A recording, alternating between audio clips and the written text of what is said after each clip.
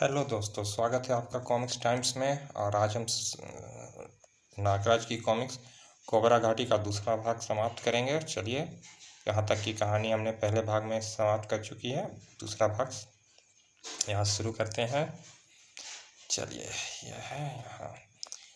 अब इससे पहले कि कोबरा राज फिर विष उगल पाता, नागराज उछला क्रिया और कोबरा राज को बचाव का कोई भी मौका न देते हुए नागराज ने अपनी शक्तिशाली ठोकर से कोबरा राज का एक फन तोड़ दिया। तड़ाक! हिस! दर्द से तिलमिलाता कोबरा राज ने अपनी पूंछ का एक जबरदस्त टक्कर नागराज को मारी। सटाक! उफ! फिर उसने नागराज को अपनी पूंछ में लपेट लिया और उसके शरीर को जकड़ने लगा। अब तू नहीं बच सकता बच्चे, कोबरा राज की पकड़ से केवल मुर्दा ही बाहर निकलता है। उफ!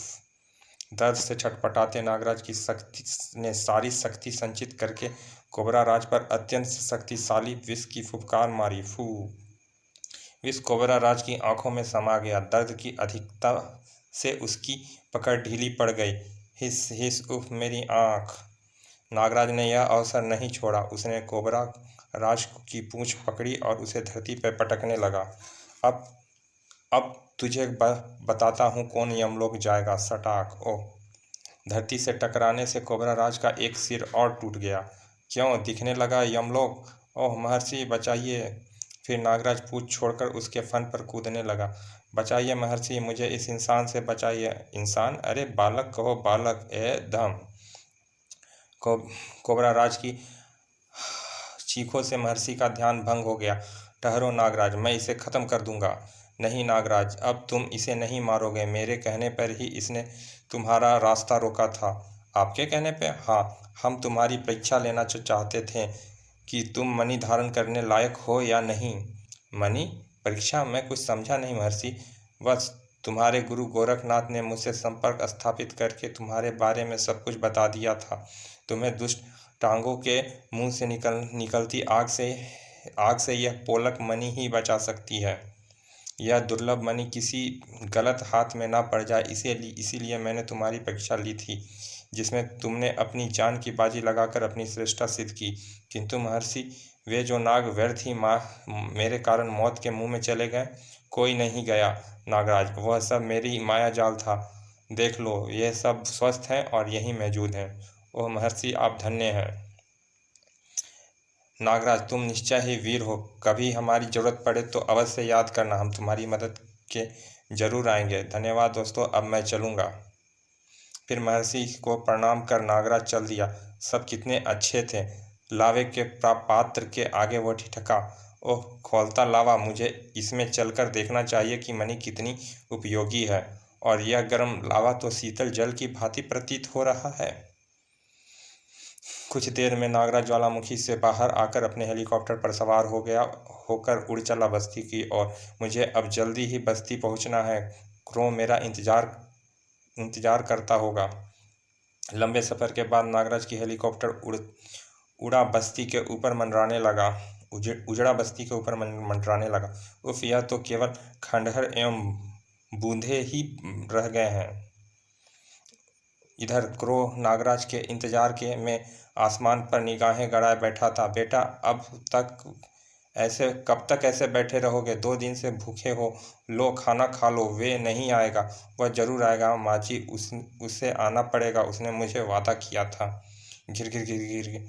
भाड़ में गया वे और उसका वादा। वो टांगों से डरकर भाग गया है। लो वो आ गया माँ, वो आ गया, गरीबों का मसीहा नागराज। नागराज ने हेलीकॉप्टर क्रो के पास उतारा। लो मैं आ गया क्रो, अब टांगों और टमाटा की खैर नहीं। हाँ नागराज। क्रो ने फौरन बहादुरी से बहुत सी मसाले एकत्रित की। मैं आ रहा हूँ टांगों, तेरी टांग चीरने।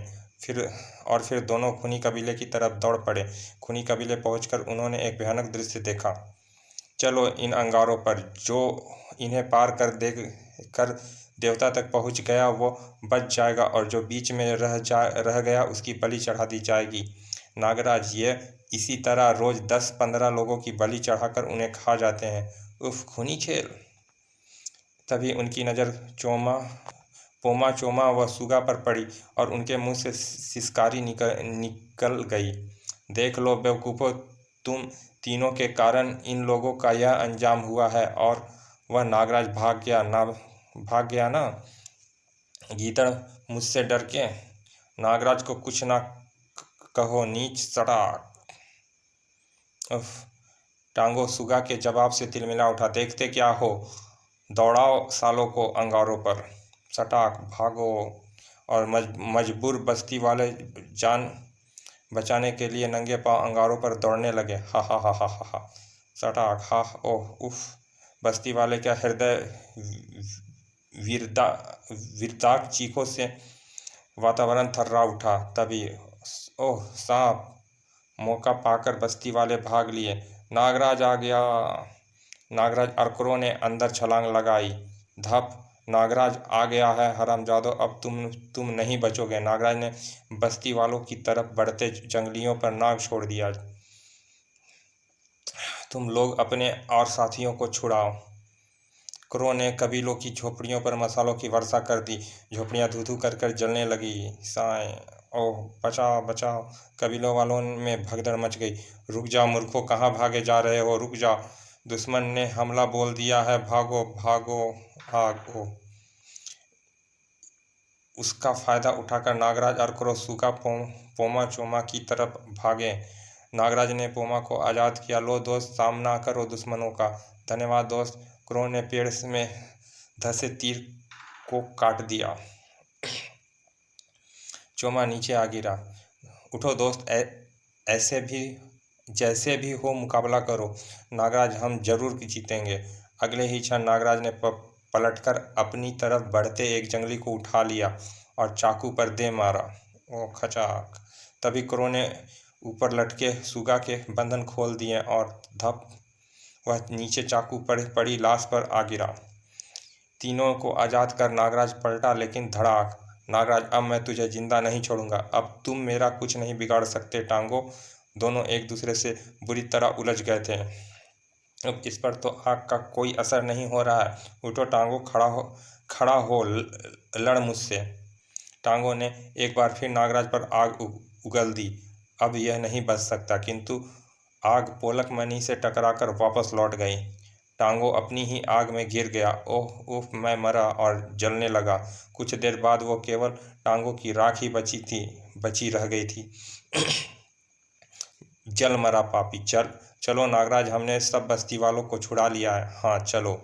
कबीले से बाहर आकर सुगा, हम सब अभी टमाटा के हेडक्वार्टर पर धावा बोलेंगे। हाँ नागराज, हम सब बस्ती वाले तुम्हारे साथ हैं। कुछ देर बाद बस्ती वालों ने टमाटा के हेडक्वार्टर पर हमला बोल दिया। कोई गोरा बचने न पाए, मारो काटो। बस्ती वाले हेडक्वार्टर में घुस गए और टमाटा के सैनिकों से भिड़ गए। खचाक धाएं। उफ। नागराज पोमा चोमा को क्रो और सुगा मार काट मचाते हुए अंदर टमाटा को ढूंढ रहे थे। बता टमाटा कहाँ है? उधर उधर जनरल टमाटा भी इस बवाल से बेखबर ना था। एक आदमी ने मेरा कितना नुकसान कर दिया। उफ, एक बार यहाँ आ जाए फिर वह नहीं बच सकता। तभी आओ, मैं तुम्हारा ही इंतजार कर रहा था। नागराज, मेरा नहीं, अपनी मौत का प्यारे लाल। जनरल टमाटा ने बटन दबा दिया। मौत तो मैं तुम्हें दे रहा हूँ बच्चे। घर टमाटा ने विशेष सीटी बजाई। पी। चारों गिद्ध बाहर आ गए और पांचों पर झपट पड़े। नागराज, यह तो हमें समूचे ही निकल जाएंगे। चियां। ओह यह क्या! एक गिद्ध ने क्रो को अपनी चोंच से घायल कर दिया। किया। ओह नागराज बचाओ। नागराज ने अपनी तरफ बढ़ते गिद्ध पर नाग छोड़े। सुगा, इनकी आंखों पर चाकू मारो जल्दी। सुगा ने क्रो की तरफ बढ़ते गिद्ध पर चाकू फेंका। चोमा व पोमा ने भी वही तरकीब अपनाई। अंधे गिद्ध इधर उधर पंजे मारने लगे। भागो कमरे से बाहर, यह किसी को भी नुकसान पहुंचा सकते हैं। गिद्ध किसी को ना पाकर सीटी बजाते टमाटा पर ही टूट पड़े। ओह बचाओ। कुछ ही देर में वे उसे चट कर गए। टमाटा को मरते ही लोगों ने बहुमत से शासन की बागडोर सुगा को सौंप दी।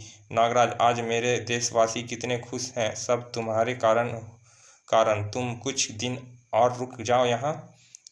नागराज जिंदाबाद। नहीं जनरल सुगा, अब मुझे बहुत जल्द भारत जाना है, वहाँ भी कई अत्याचारियों का शासन बदलना होगा। फिर नागराज उनसे विदा लेकर अपने अगले अभियान पर चल पड़ा। समाप्त। तो दोस्तों, हमारे कॉमिक्स टाइम का लाइक करें, शेयर करें, सब्सक्राइब करें। चलिए मिलते हैं किसी और कॉमिक्स के भाग में। चलिए, धन्यवाद।